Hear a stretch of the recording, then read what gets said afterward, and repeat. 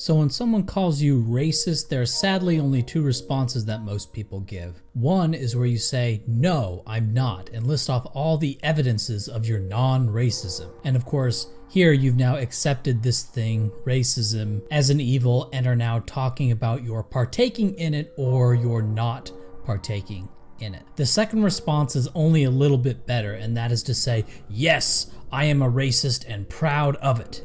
When someone calls someone or some act racist, notice they must define it in each use. Say what they mean by racist or how is that racist. So the word racist doesn't provide information for what is being described. It's just about adding a kind of stigma. Mr. Rustin, can you clarify? Are you a racist? Mr. Rustin, are you a racist? Brother Charles, tell me how what Sister Heather did was racist and how she needs to do more work. She needs to work on herself to avoid future racisms. Let's try this. If a Scientologist called you a suppressive, or a Muslim called you a kafir, or a communist called you a fascist or a counter-revolutionary, you wouldn't double down and say, damn right I'm those things, at least not seriously. Maybe you do it as kind of a joking thing, but you don't respect those things enough to do it seriously or to seriously consider yourself a suppressive. You may go, oh yeah, I'm a suppressive, out to get your thetans or whatever, just sort of as a joke, but not seriously. Now let's say you were in medieval Europe and someone called you a Satanist. Would you then go around and wave a pentagram flag and shout, Hail Satan, seriously? Maybe as a joke, although back then you probably wouldn't want to do that as a joke. But if you seriously think of yourself as a Satanist, you're kind of missing the whole point. If you say you oppose Christianity and then run around thinking you're a Satanist, well, you still bought into the Christian frame to some degree. And if you run around saying, I'm a racist, I'm a proud racist, and wave swastikas and Confederate battle flags, or you're wearing a white hood in the US today, you're missing the point. You've accepted the narrative but are just playing the role of the bad guy within that narrative. You're still using their symbols and thinking along their spectrum. Counter-revolutionary, heretic, apostate, suppressive, those terms only make sense in the context of a whole bunch of prior beliefs. Same with racism. If someone calls you a heretic, like seriously, what would your response be? Well, it should be either to mock them or to say that's not a real thing. Are you or are you not a racist? Well, you caught me at a bad time. I'm on my way out, so I'll have to ponder your deep and meaningful question when I come back. Now, how can you... Oh, excuse me. Our producer suffered a cracked tooth as Rushton smiled and drove away. If you're saying either, yeah, I'm a heretic and proud of it, or, oh no, I'm not a heretic, and let me tell you the 5 reasons why I'm not a heretic, then you've still bought into, at least some extent, the set of beliefs to where heretic is a meaningful term. For a long time, I thought wearing Nazi stuff or overtly racist, quote-unquote, imagery was really cringy and lame, and I couldn't explain why, but then I made that sort of connection to Satanism. Satanism is really cringy and really lame for the same reasons. Satanists aren't actually challenging Christians. In fact, they're helping Christians by creating the boogeyman that fits perfectly into their narrative, and they're doing this in a very second-hand embarrassment kind of way. You'd like to be able to tell a fundy that Satanists don't actually exist, but then they point to these clowns that imagine themselves to be Satanists and call themselves Satanists. I would like to tell anti-whites that Nazis literally don't exist, but then they point to these clowns who think they're Nazis and run around in the costumes or some sort of related costume that these anti-whites can point to, and then they can keep the whole thing going. Now, I use the term anti-white, an anti-white narrative, and someone just listening may think that's some sort of weird cult speak.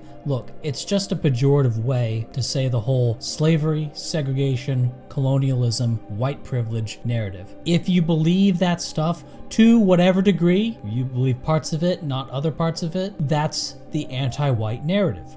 What else would you call it? What else could you call it? Now, one might just say, don't call it anything. It's just truth. It's just true facts, or just the truth about what happened.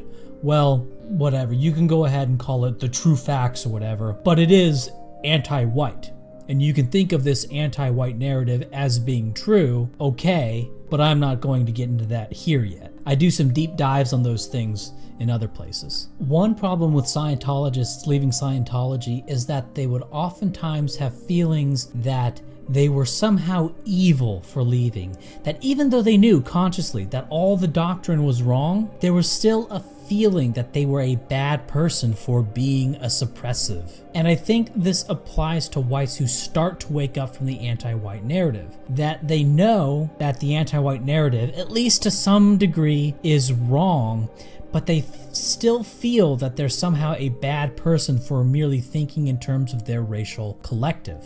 That's why they have to go out and sort of puff up and say, white guilt, not me, white guilt, not me. That's to counteract the negative feelings of guilt that you get when you start to go up against a belief system that was imposed upon you at a very young age. Another thing that popped out at me was how many Scientologists leaving Scientology will, at first, say that they just thought something was wrong. They didn't know what it was and just had to leave. They are still Scientologists. They still believe in the teachings of L. Ron Hubbard, but they just started to see what the church was doing as being wrong, that there's something wrong going on here. They may not even be able to precisely put their finger on it, and they just gotta get out. And you see that with a lot of people who call themselves conservatives, not embracing full-on rejection of the racial narrative. They still believe in the colorblind society. They still believe in the multiracial project, but they're just starting to think that something's wrong, that these anti-whites are getting more and more aggressive, and they're starting to be kind of gross in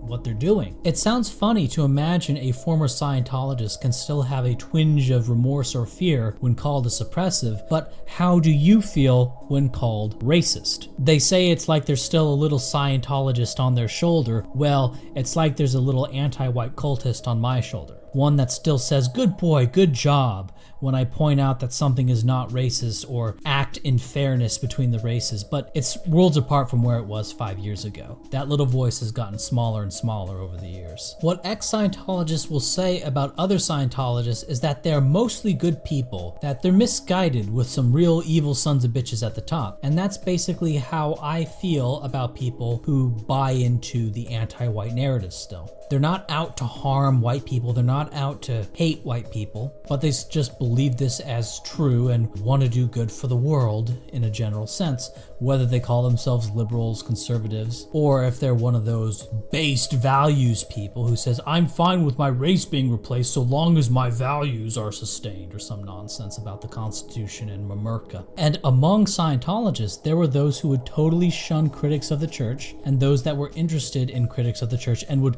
try to look at critics of Scientology. Conservatives who take a look at this white nationalism stuff. Basically, any white person who's not a white nationalist or white separatist or still believes in the multiracial project in the United States, I view them just as matter of fact, just as a brute fact of the world today, as belonging to a sort of anti-white cult.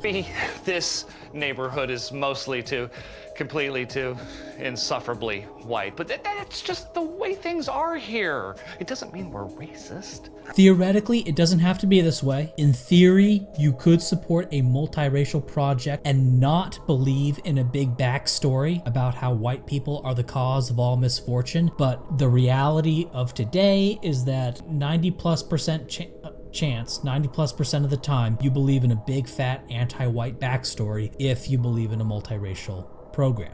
But the fact that legally enforced racial separation was normal, so natural that it was done by default by the white settlers of the United States, and governments today are constantly having to battle racism and deal with racism coming back. When you look at the whole of human past history as being incorrect or somehow wrong, but the new beliefs that you have today are the natural ones, well, that's a sign that you're off on a dubious path. Basically, when white people were not indoctrinated with what I'm calling the anti-white narrative, they were overwhelmingly racial separatists and supported the expulsion of other races from their lands. Sometimes even other ethnicities within their race, but that's another story. But certainly other races would be expelled. Or if that couldn't be achieved, then they would support strict racial separation within their lands and absolutely laws against mixed marriages. And it was enough white people who thought this way that these issues were never up for debate until the anti-white narrative started to take hold. Say it's 80% of white people who are naturally white nationalist.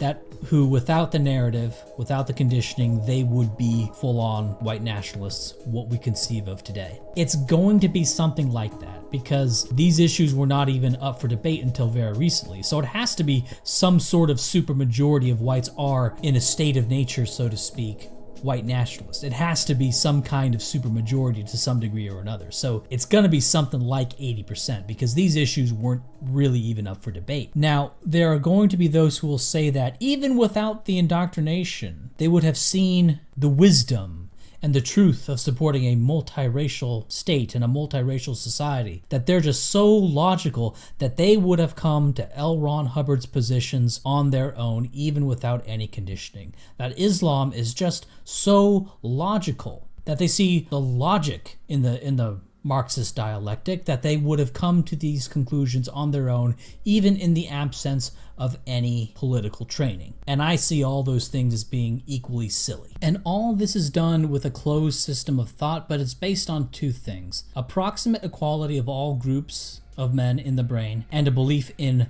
terrible oppression from the whites. A third pillar would be the extreme malleability of man, but that's sort of implied by the first two. So it's really those two. And you can see just how important the race and IQ stuff is when you understand the actual problem we face. Sure, the race and IQ in a purely logical sense does not lead to white nationalism, which is why you see many white nationalists saying that we should just drop all the race and IQ stuff altogether, including Richard Spencer. And I think they're not seeing this problem properly. The first and most important goal is to break the narrative. And the race and IQ stuff is important because it breaks that narrative. What's keeping them is the narrative, and it's critical to smash the narrative. Narrative.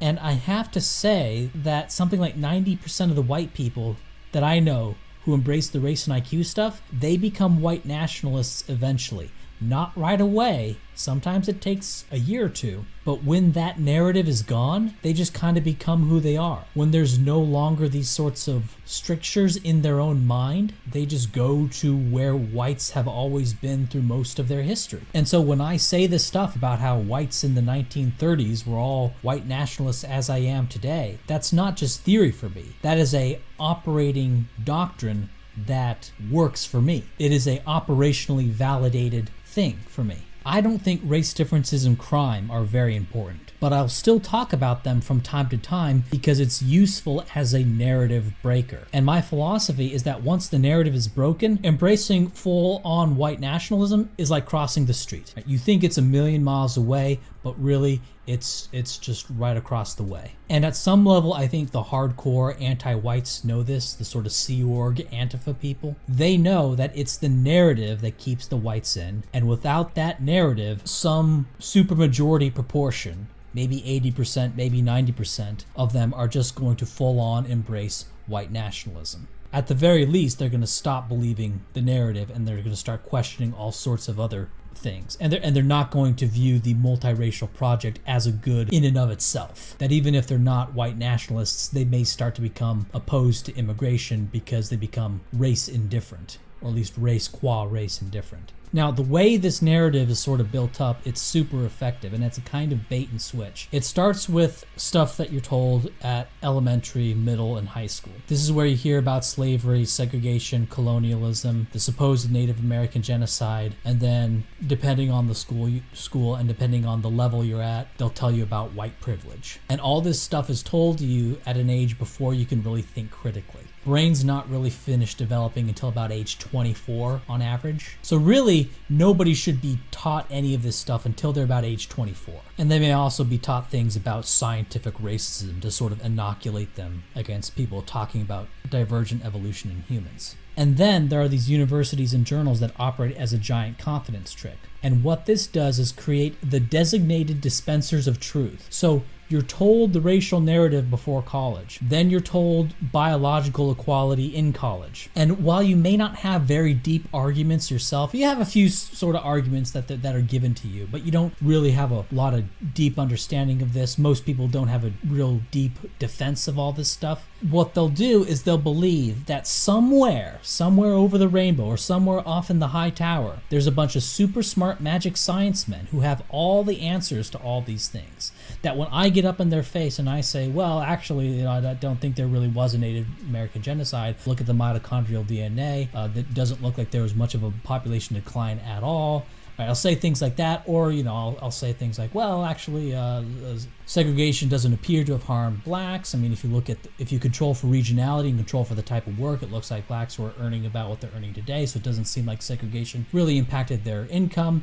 I say things like this. They don't know how to respond to any of that, but they imagine that there's this magic science man over somewhere, and that if he were here, he could give me what for. Right? That there's these magic science man that could, if he showed up, could give me what for. And I actually felt this way for a long time. Remember, I was in this too at one point, and so I've internalized this too. Back in my early days when I was talking about race realism, I had a lingering fear that there were, in fact, some magic science men with some amazing next level ninja arguments that would absolutely destroy a pleb like me. Even though it's weird because I knew that this equality stuff, it was impossible. I mean, once you accept evolution, it's going to be impossible. And it just seemed retarded. And of course, I had never actually seen one of these great arguments against divergent evolution in humans, but it still dawned at me as a possibility that some faceless, nameless scientist just had all the truth bombs that would blow me out. And I'll have to tell you, when a PhD geneticist actually came onto the YouTubes and actually started arguing against me on the existence of race, that actually did a lot to allay that fear. Because all the superpositions, all the possibilities of what this magic science man could be were collapsed into a real person arguing against me, this person named Sophia Rune. This actually had a big impact on me and actually gave me a lot of confidence, because here I was actually talking to a geneticist, not a population geneticist, but some sort of general geneticist with a PhD, and she was making trash arguments, and I was able to respond to her arguments in a way that satisfied me. Now, how the audience viewed it, that's another story. Much of the audience just believed what she said because she had the funny hats, she had the credentials, the end. But for me, the potential nightmare was revealed to just not be, because the arguments she was making were no different from the classics I had heard up to that point. She didn't have anything new, and that really put a damper on any fear I had of magic science man.